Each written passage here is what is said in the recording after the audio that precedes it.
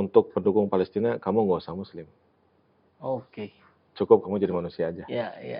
Kalau kamu manusia, kamu pasti dukung Palestina. Mhm. Artinya siapapun Presiden Republik Indonesia, Bela Palestina. bela Palestina. Melanjutkan pidato Bung Karno. Oke. Saya, bangsa Indonesia, berdiri di belakang bangsa Palestina. Wah, ini udah tanda-tanda ini. Ke depan Indonesia akan... Nah, kalau kembali lagi ke kami-kami nih, rakyat jelata, Kang, yang ingin berkontribusi. Tentu kan kalau doa, ya itu insya Allah lah dilakukan. Dana bagi yang punya uang, mungkin bisa banyak yang menyediakan.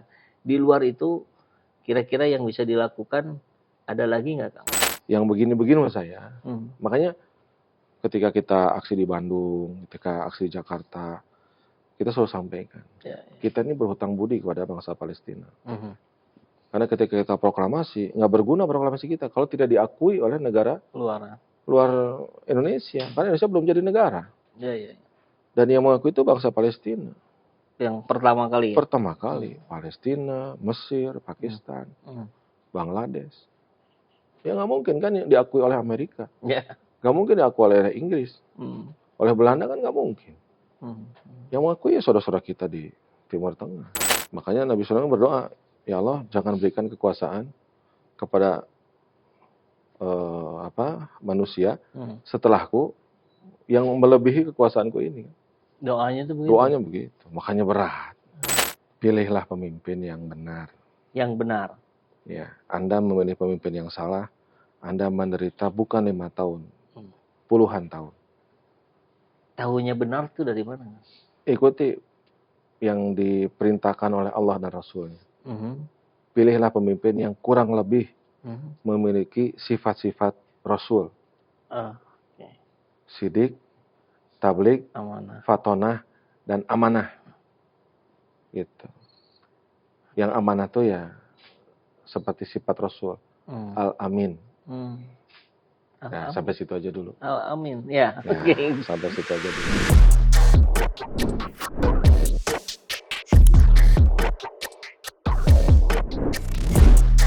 Alhamdulillah hari ini kita bisa kembali berdiskusi di ruang yang seperti biasa. Dan ini menarik, Kang Heru. Sebelum kita masuk ke topik, ini saya dengar kabar DCT, daftar calon tetap itu udah keluar, Kang? Sudah, alhamdulillah. Kok nggak rame ya di media ya? Nggak. Biasanya kan kalau pas DCS rame tuh. DCT kok nggak ada. Saya baru tahu sekarang. Jadi kapan ini?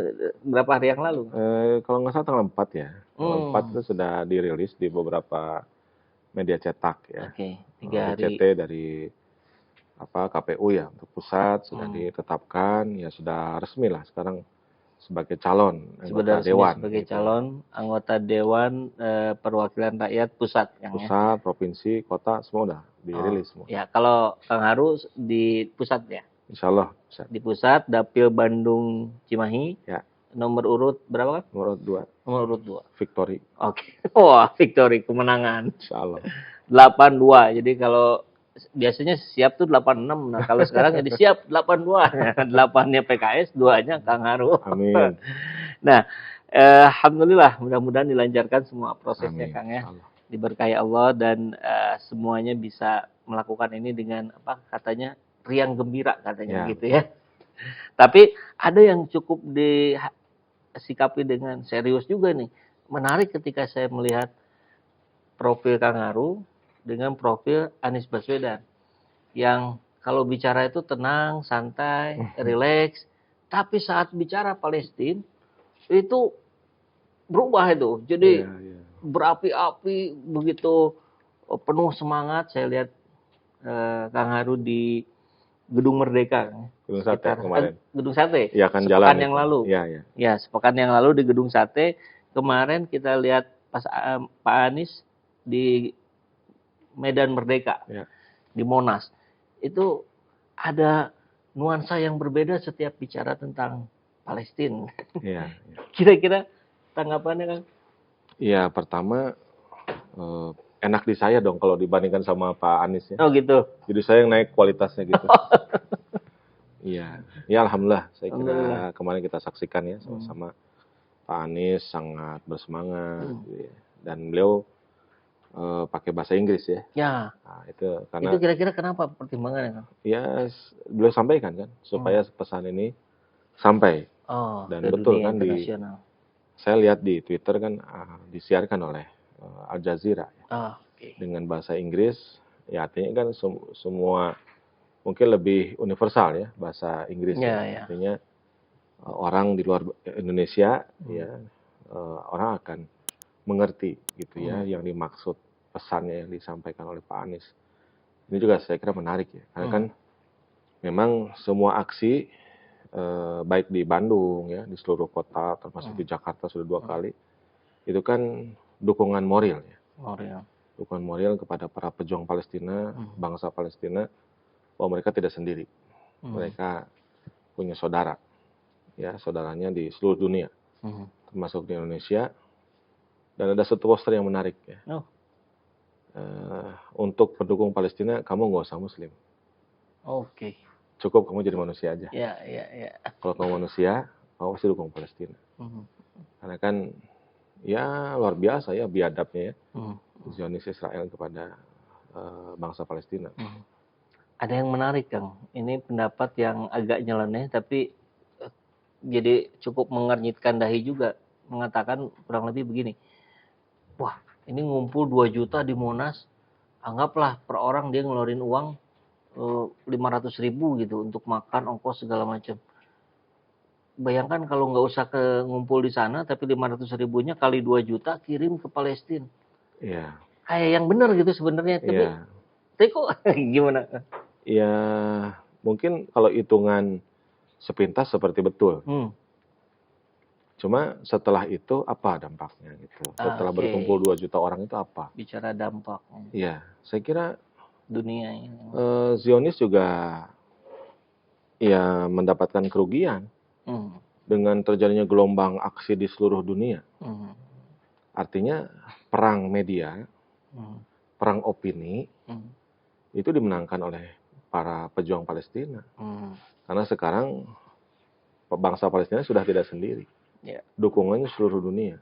Bahkan di negara-negara yang pemerintahnya mendukung Israel. Gitu. Artinya selama ini kan mereka merasa di atas angin. Ya kan didukung oleh katakanlah pemerintah Amerika, ya Eropa gitu kan. Tapi justru kan aksi terjadi di seluruh dunia. Bahkan Indonesia merada terlambat kan. Aksinya baru sekarang kan panasnya gitu kan. Kalau di seluruh dunia kan sudah dari kemarin-kemarin dan tidak disiarkan sama. Itu artinya Zionis Israel kan mulai berpikir bahwa dia sudah tidak didukung oleh mayoritas penduduk dunia gitu. Artinya secara diplomasi, perang opini, perang di media, dia sudah mulai kalah. Gitu. Jadi tadi menjawab yang 500.000 kali 2 juta ya. Kalau dihitung dengan perang opini, perang media, dampaknya jauh lebih besar daripada uang yang dikumpulkan 200.000. Gitu. Itu yang kita maksud gitu. Terus nanti dari situ nanti ujung-ujungnya ke Jakarta enggak, nyumbang enggak gitu. Alasan aja gitu. Coba mending atau misalnya jangan yang jauh-jauh gitu. Iya. Yang susah di negara kita juga betul. masih banyak gitu. Yang begitu, kan enggak ngaku Indonesia baik-baik aja. Tapi pas Palestina ini katanya masih banyak yang menderita. Itu pas Palestina keluarkeun dalil eta gitu. Biasa. Eta mah yang nggak mau berangkat, nggak mau dukung. Nyari alasan. Cari alasan. Alasan mah 1001. Gampang itu. Nah, dia mulai ke situ barangkali apa aja sih sebetulnya Kang yang bisa kita lakukan rakyat Indonesia, umat muslim terutama barangkali yang bisa secara real tuh kita mensupport tuh ini loh bentuknya gitu. Ya, sebetulnya sesungguhnya diplomasi yang utama itu diplomasi negara. Yang paling berdampak. Ya, makanya kenapa beda aksi tanggal 4 itu. Tanggal 5 itu kenapa beda? Karena hadir. Ada Bu Menteri. Tinggi, iya. MPR hadir, ya kan? DPR hadir.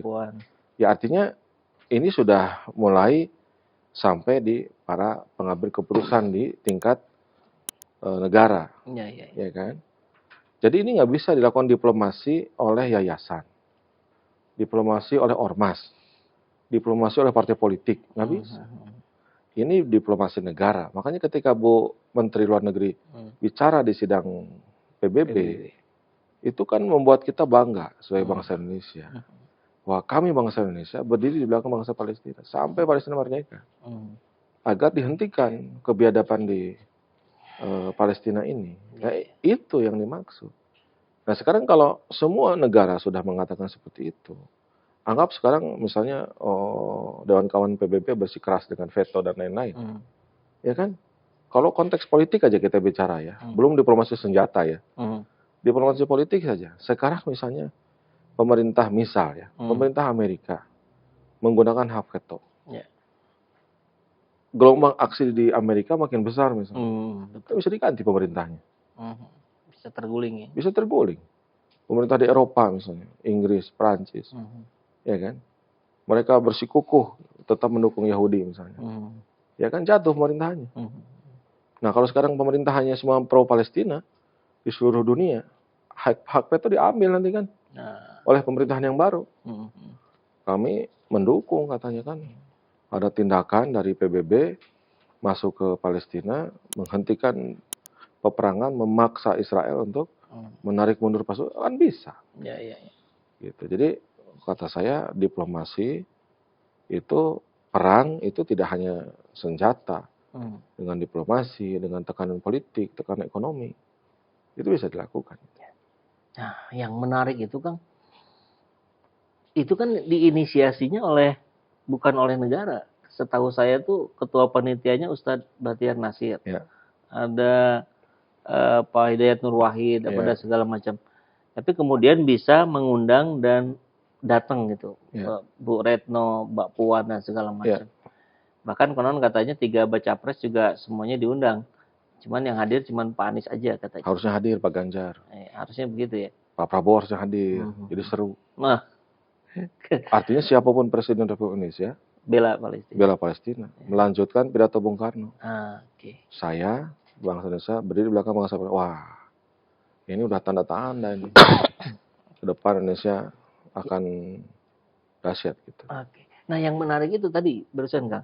Ini ternyata inisiasinya bukan dari pemerintah, tapi akhirnya mereka bisa datang dan seperti yang Kang Haru sampaikan, karena petinggi Indonesia yang hadir, akhirnya ini dilihat dunia gitu.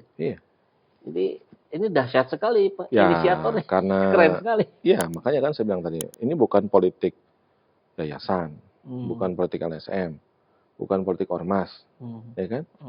Bukan politik parpol. Tapi mereka itu kan sektor ketiga. Sektor ketiga pressure group.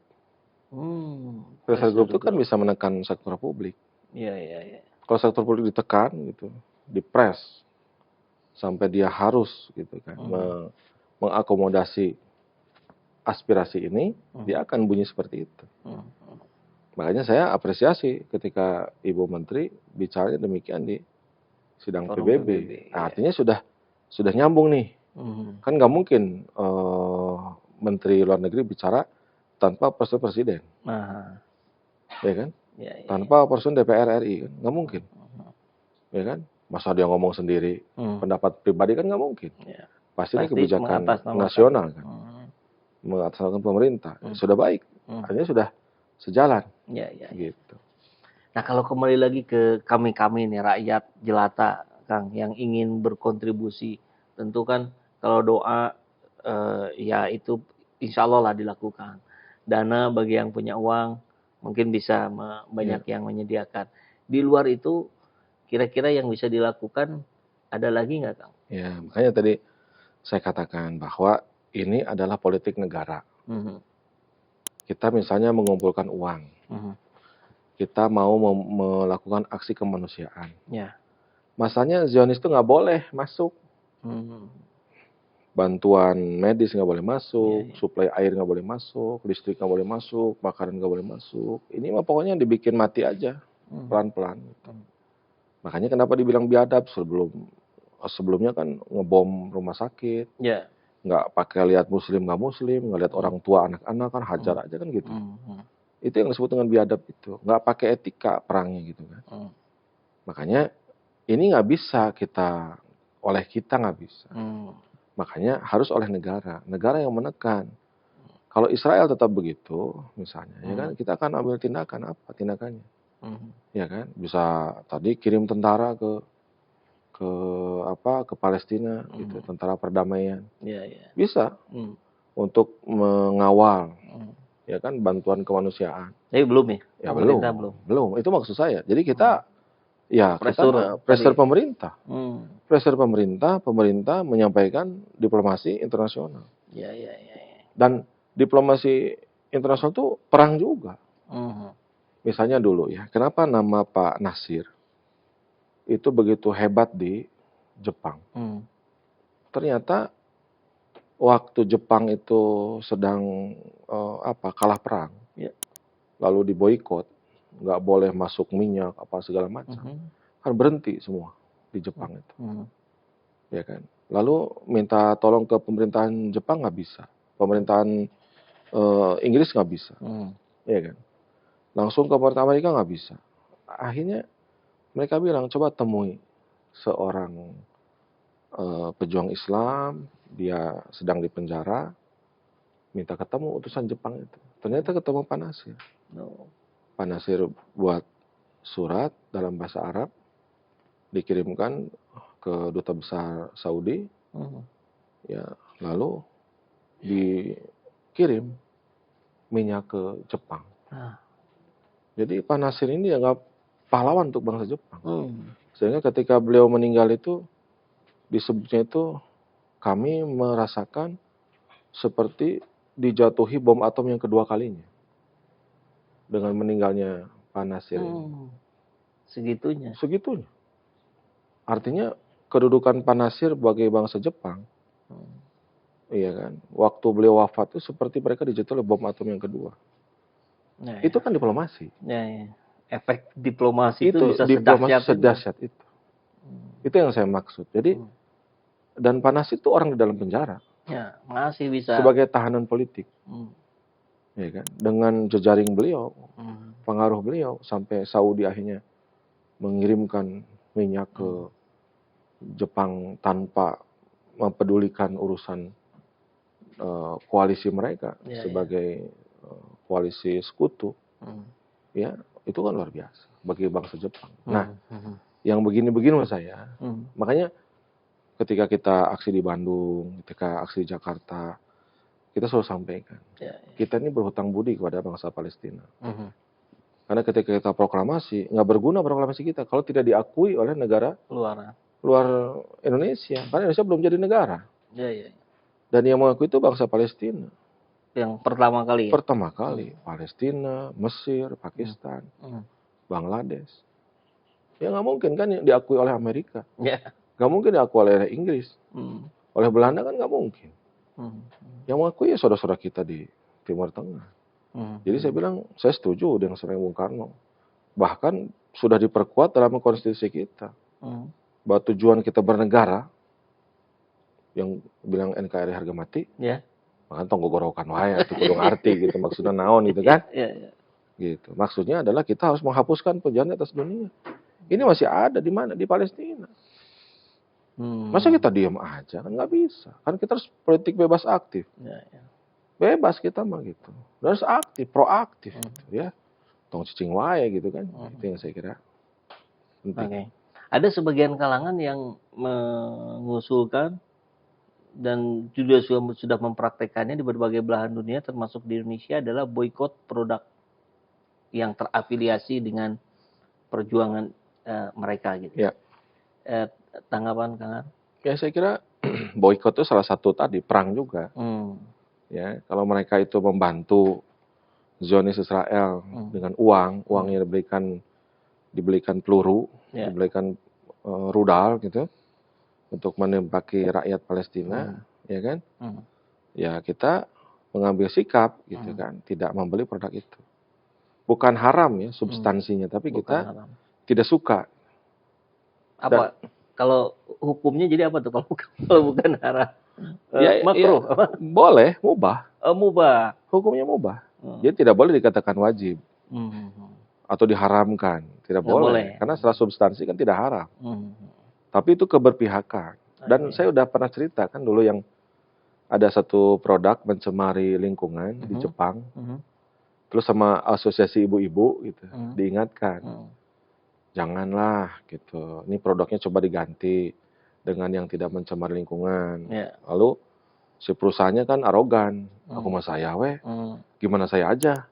Ini produk-produk saya, ibu-ibu nggak mau beli silakan. Baiklah kata ibu-ibu gitu kan. Akhirnya ibu-ibu kan sosialisasi. Pokoknya mah Bu, silahkan beli sabun, tapi jangan merek ini. Karena merek ini tidak ramah lingkungan. Baiklah ibu-ibu nurut semuanya. Nggak beli produk itu. Nggak laku itu. Ampun-ampunan, minta maaf.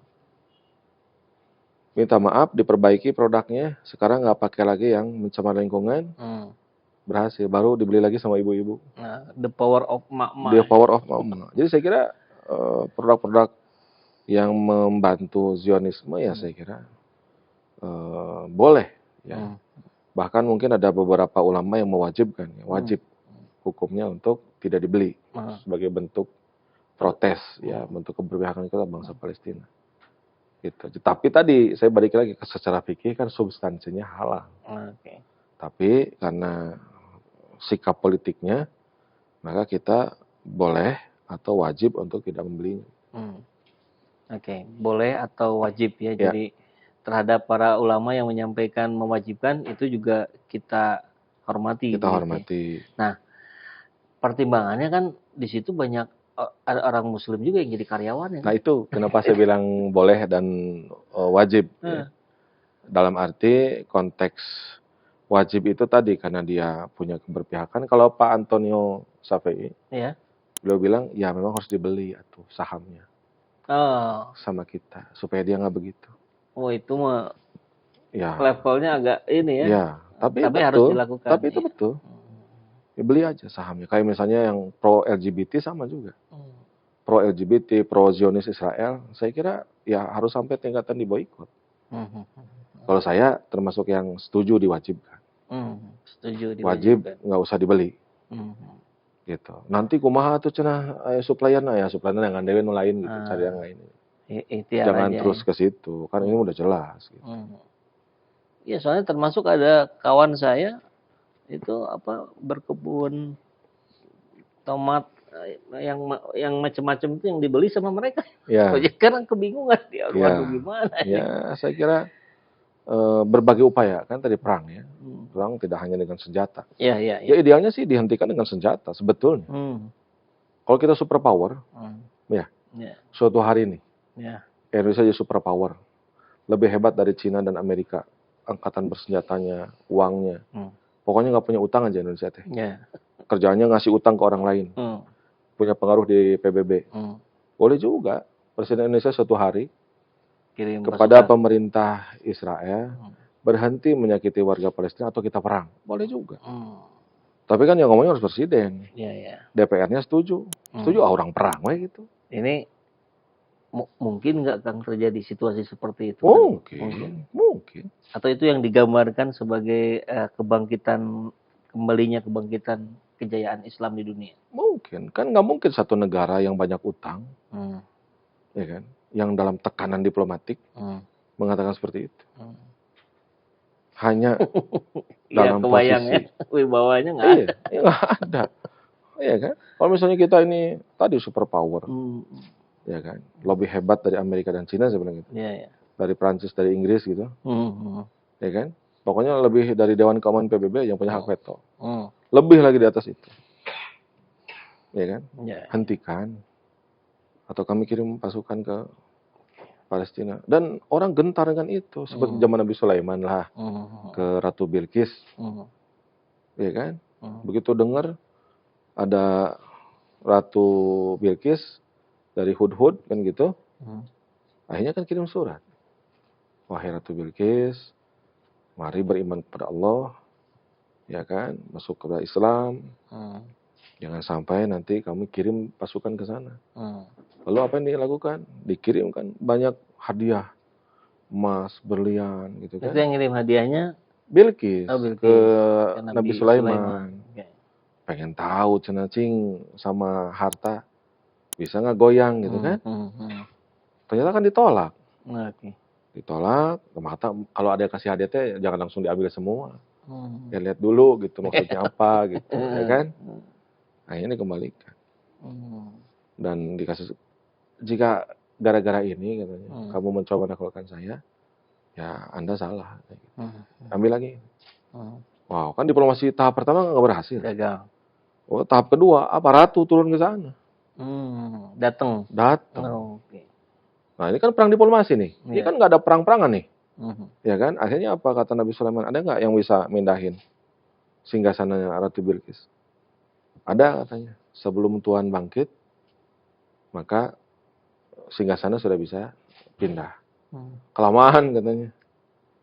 Coba ada bisa bicara. Ada sebelum Tuhan berkedip katanya sudah pindah itu singgasana. Itu boleh katanya. Sebelum berkedip udah ada.